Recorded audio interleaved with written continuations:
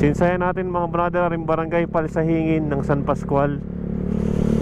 Isa ito sa pinaka matiwasay din na barangay dito sa San Pascual mga brother yan. Ang labas na nito mga brother ay doon sa may bypass road. Madami din silang mga ano dito no, yun, mga auto shop, may mga tindahan din, mga grocery store na hindi na kailangan lumayo pa.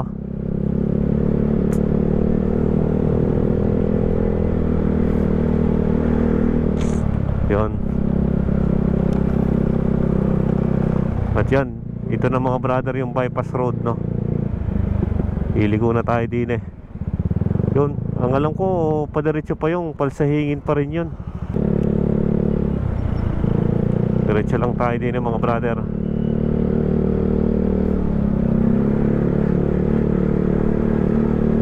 Dulo ng Palsahingin.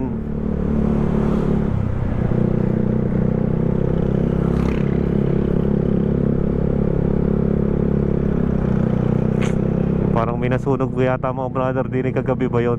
Ito yata ay nasunog oh. Pero fire out na siya oh no? Yun. Nadama yung mga electrical yun oh. Parang umuusok pa. Mainit pa. Hindi pala yung napabalita na nasunog kagabi mga brother. Pero tabing karsada lang. Buti naman at hindi naman ganun kalala yung pinsala na umabot pa ng madama yung mga kapitbahay no. Kaya yun, dito yan mga brother sa barangay Palsahingin.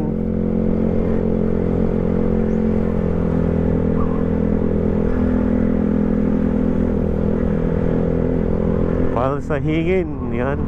Ito naman yung simbahan ng Palsahingin no.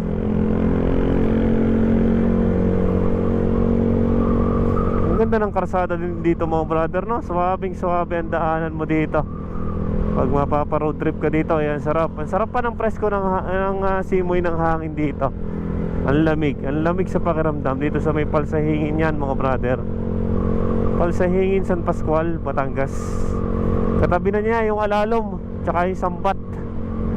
Yan ang mga katabing barangay nitong lugar na to. Tapos manadaanan mo itong parang subdivision ng Boomtown Highlands. Ano brother.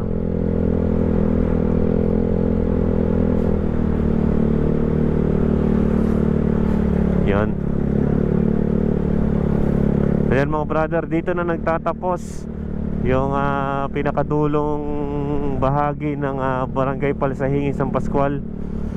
At napapansin nyo mga brother yung arko na ng barangay Alalom. Maraming salamat mga brother. At ride safe palagi sa inyo. Keep safe.